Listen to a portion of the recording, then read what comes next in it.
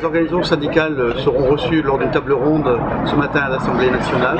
Les participants vont prêter serment et puis ensuite les organisations syndicales auront quelques minutes pour expliquer leur position, leurs revendications, leurs recommandations. Les députés poseront des questions aux représentants des différentes fédérations et puis à la fin on imagine qu'il y aura des questions complémentaires pour éclaircir des points particuliers. C'est une commission d'enquête qui porte sur l'avenir de la sidérurgie et la métallurgie en France dans un contexte de crise économique. Et la commission d'enquête doit faire des propositions, doit publier un rapport courant de l'été, a priori au mois de juillet. Le matin 29 mai, donc la CFE-CGC à Métallurgie a participé à la commission d'enquête parlementaire consacrée à l'avenir de la métallurgie et de la sidérurgie en particulier, à la fois française et européenne. Donc la commission d'enquête avait réuni autour d'une table ronde l'ensemble des fédérations, donc les 5 fédérations étaient réunies. Donc les débats ont été très sereins, sans animosité entre les différentes fédérations. Donc la CFE-CGC est intervenue bien entendu sur plusieurs points, insisté sur des points qui lui paraissaient essentiels et qui concernent l'ensemble des secteurs de la métallurgie, que ce soit l'aluminium, l'acier, les métaux cuivreux et tout autre métaux.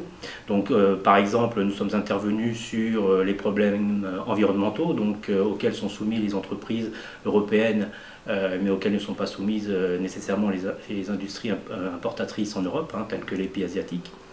Nous avons mis aussi l'accent sur l'efficience énergétique, comme d'autres fédérations. D'ailleurs, nous nous sommes retrouvés beaucoup sur un certain nombre de sujets. Donc, concernant l'efficience énergétique et le coût de l'énergie en particulier, nous avons insisté, nous, CFE-CGC, sur le fait que la concurrence n'était pas que par rapport aux pays extra-européens, mais que la concurrence existait aussi au sein de l'Europe, puisque par exemple, quand on regarde le coût de l'électricité, le kilowattheure est moins cher en France qu'en Allemagne, mais malgré ça, les entreprises allemandes bénéficient d'une subvention de l'État de leur prix de l'énergie, ce qui fait que les industries électro-intensives payent un coût de l'électricité moins cher qu'en France. Donc ça, c'est un point sur lequel nous avons insisté. Nous avons insisté aussi sur l'actionnariat de nos grands groupes industriels, qui malheureusement pour certains sont aujourd'hui entre les mains de fonds d'investissement ou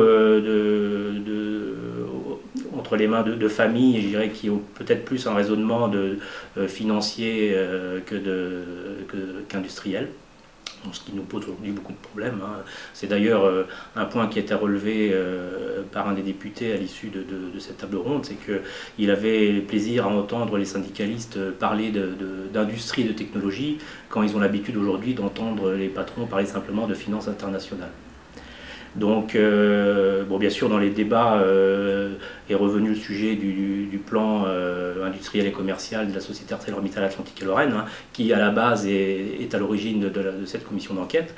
Donc le plan dans lequel figure l'arrêt des hauts fonds de Florange et la restructuration du packaging. Donc à ce titre-là, des questions nous ont été posées quant à la concurrence que nos groupes peuvent inciter entre les sites.